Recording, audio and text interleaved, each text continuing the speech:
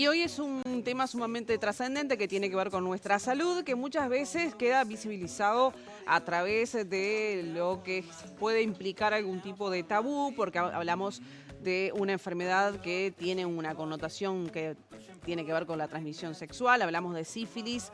Las cifras que se han dado en los últimos tiempos pueden llegar a resultar preocupantes, no digo alarmantes porque tal vez sería mucho, vamos a estar hablando con una de las autoridades del MSP al respecto de esto, pero sí yo creo que debemos saber más sobre esta enfermedad que siempre se mantuvo bajo la alfombra y en realidad forma parte de la cotidianeidad, ¿no? Entonces, sobre esto ha trabajado en los últimos días minuciosamente y ha traído este informe periodístico, como siempre, a día, Vale Milman. Vale, bienvenida, ¿cómo estás? Gracias, Ro, ¿cómo estás? Un placer estar por aquí, un día adelantada, pero aquí estamos. Lo importante es estar. Lo importante es estar, eso está bien, y estar y agregar un granito de arena en información, ¿no? Totalmente. Y llegarle a la gente con algo que, como vos decías, es algo que medio tabú, que no se habla, o hay vergüenza, pero bueno, nos puede pasar a cualquiera. Hablar de sífilis, gonorrea, sí, todas son cosas enfermedades, que no... VIH, bueno, todas las Después enfermedades. sucede en nuestra familia, yo miro a la invitada que no la presentamos, sucede en nuestras familias y te alarmás porque no Claro, no se habla del tema. A por falta de nuestros chicos información. no se habla, a los grandes tampoco Sí, tenemos información. tal cual. Pero bueno, como vos decías, es una enfermedad de transmisión sexual causada por una bacteria que tiene múltiples estadios y periodos asintomáticos. Es curable siempre y cuando se realice un diagnóstico a tiempo, y correcto y oportuno. También puede diagnosticarse sífilis congénita, que esto es cuando se transmite a través del embarazo al bebé. El año pasado, previo a las elecciones, incluso aquí la actual ministra de Salud, Cristina Luktenberg, lo dijo en uno de los programas de Uruguay Elige, ¿te acordás? Sí. Que habían altas cifras de sífilis, que estaba muy preocupada, que bueno, y esto lo trasladó, por supuesto, también hoy en día a lo que es su cartera.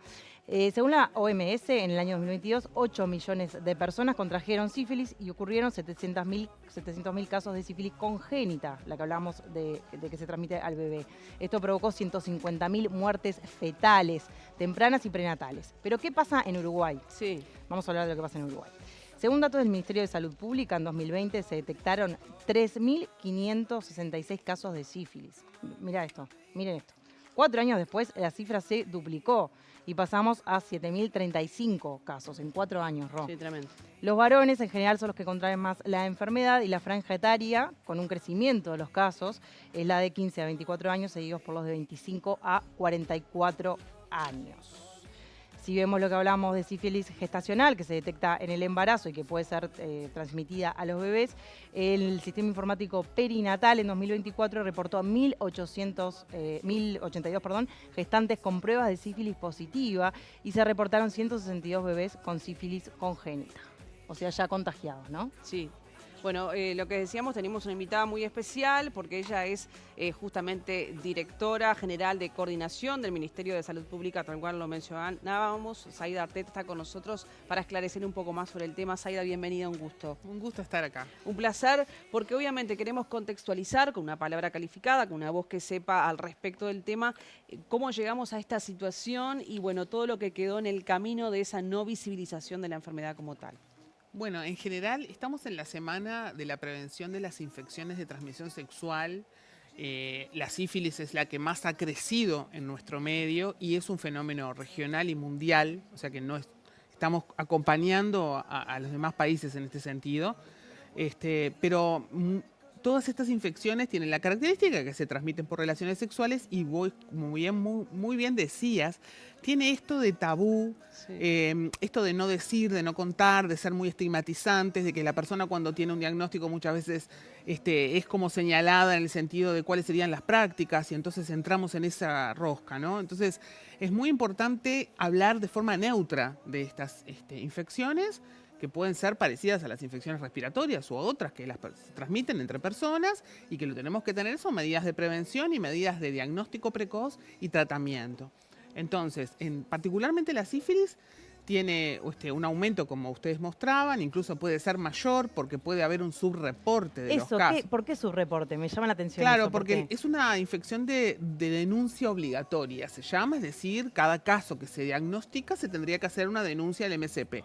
Pero eso a veces, bueno, a veces a veces no se denuncian todos los casos y si hay un reporte que es como, digo, voluntario, digamos, por más que sea obligatorio, no hay sanción.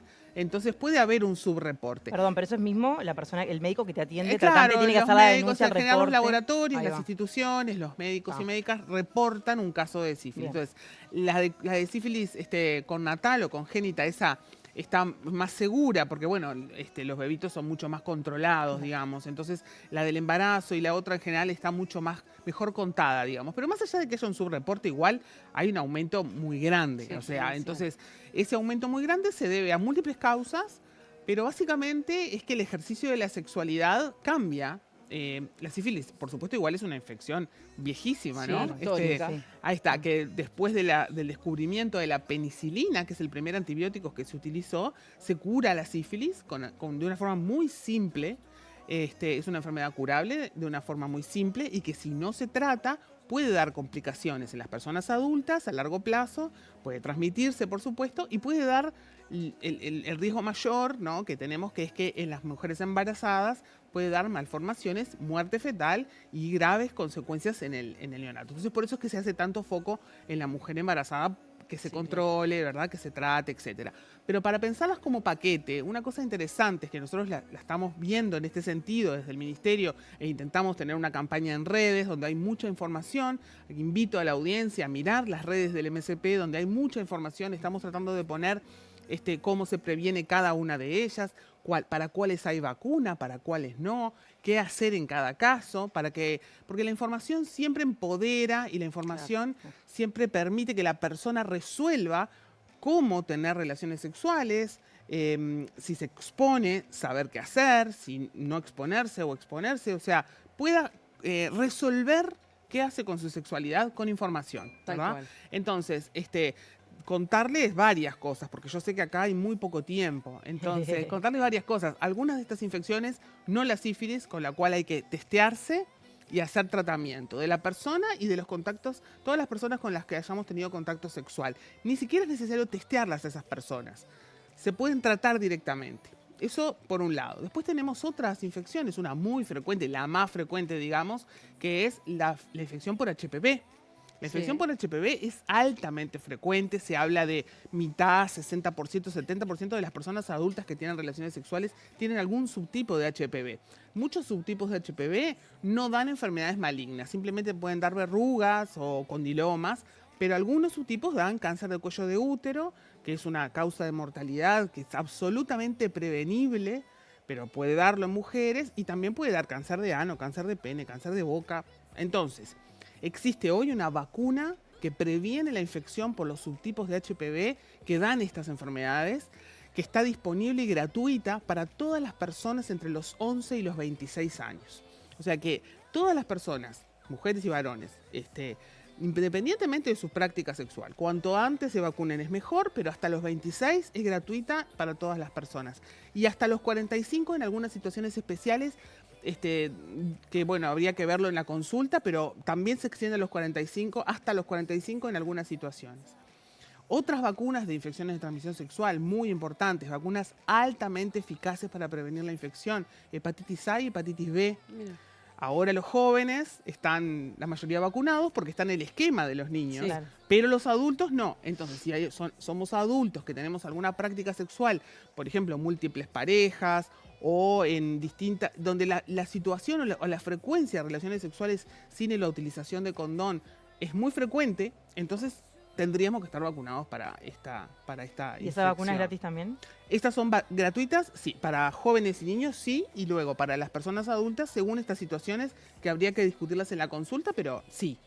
Y después la otra infección, que siempre es una infección que tiene mucho tabú y mucha cosa como oscura, ¿verdad? Que es la infección por VIH, que es una infección que no es curable, Sí. por tanto trae todo esto que nos queda de los años 90, de que era algo mortal y que era espantoso. Hoy tenemos remedios, medicamentos, con los cuales hacemos que las personas tengan una vida absolutamente normal, que no tengan que tener ninguna precaución diferente, ni siquiera en las relaciones sexuales. Las personas con VIH que están en tratamiento llegan a un punto de carga viral indetectable, que le llamamos, que es que el virus no está circulando en la sangre y no transmiten la infección a otras personas sexualmente, ni tampoco de madre a hijo, aunque no se utilice condón en las relaciones sexuales. O sea, esta es una noticia muy importante que hace unos años que conocemos, y que debemos incorporar en nuestro discurso, en nuestro conocimiento, en nuestra información. Estas medidas de prevención, ¿no?, que son el diagnóstico temprano, el tratamiento temprano, las vacunas, el tratamiento como prevención y también para prevenir el VIH, lo último, que es un método bastante innovador para disminuir las infecciones por VIH, que se llama PrEP. Es una pastilla que se utiliza para las personas VIH negativas que están expuestas a contraer el virus y que de esta manera evitan la adquisición del virus. Es lo más parecido a un anticonceptivo oral, porque es lo mismo, ¿no? Tomar una medicación todos los días para evitar algo que yo no quiero tener, ¿no? Que en este caso sería un embarazo, bueno, en este caso sería la adquisición del VIH. Entonces, todas estas herramientas que muchas veces no se conocen. Entonces, nosotros estamos en esta cruzada, digamos, de informar y que se conozcan. Todo esto está disponible en Uruguay. Y todas estas herramientas sirven ¿para qué? Para que las personas sean libres, para que puedan ejercer la sexualidad como quieran, con quien quieran, pero que conozcan todo este menú, digamos, y digan, bueno, yo voy a usar esto y esto, porque tengo esta exposición, ¿no? Bien. Zaida, obviamente optimizaste, conocés los medios, optimizaste el tiempo porque lo que queríamos era información. Ya estamos terminando, pero quiero preguntarte rápidamente y en un minuto, si podés, el tema de la vacuna, el tema de las pastillas, todo tipo de prevención. ¿Vas y la pedís al médico en una consulta de medicina general? ¿Te vinculás con un médico de cabecera? ¿Lo haces cuando tenés algún síntoma? ¿Cómo es el trámite? Lo mejor es tomar a estas infecciones como todo, ¿no? El colesterol, la hipertensión arterial, controles. Si la sexualidad forma parte de la vida, como la alimentación forma parte de la vida, ¿no? Y si uno a veces come come mal, seguramente va a tener el azúcar alta o el colesterol. No, esto es lo mismo. Uno tiene relaciones sexuales, si tiene múltiples parejas, posiblemente la chance... Si sabe que está en infracción con algunas cosas, tendría que ir más seguido al médico. Claro, bueno, pero no ahí le llama una infracción. Pongámoslo gráfico para que se entienda. Pero bueno, claro, sí, ahí está. Uno, si tiene, incluso aunque tuviera una sola pareja, en realidad, si tiene relaciones sexuales, la persona debería testearse, los adultos, ¿no? Y adultas, periódicamente. No está establecido cada cuánto, pero como la mayoría de estas infecciones son asintomáticas, como el HPV. En las mujeres está muy claro lo del PAP y el HPV, que eso no hay que esperar a tener síntomas. Bueno, esto es lo mismo. Ahora hay test mucho más sensibles de HPV. Y bueno, como ese test, otros test que nos ponen en conocimiento de cómo estamos y podemos actuar rápidamente para evitar todas las complicaciones, digamos. ¿Sabes qué? Tengo que cerrar y me cuelgo. ¿Sabes qué pasa? Por eso hablé rápido. Claro, sí, está bien, sí. El test de VIH también, vas a hacerte cualquier tipo de estudio y te incluyen en muchas mutualistas por las dudas y eso me parece correcto. Sí, claro, está buenísimo. Está bárbaro que suceda. Bueno, te agradecemos por hoy, Vale, tremendo informe. Nos quedamos siempre cortos de tiempo, pero la idea era llevarles a todos ustedes un poco más de información porque es un tema que está en las portadas periodísticas del país y creo que si aportamos ese granito de arena en difusión, ustedes también, como decía Zaida, van a aprender mucho más y van a tener una herramienta para saber cómo manejarse al respecto y teniendo la libertad en la sexualidad que todo el mundo quiere tener. Muchas gracias por estar en el día. No, gracias a ustedes. Un placer. Vale, divino informe. Bueno. Muchas gracias. Por nada.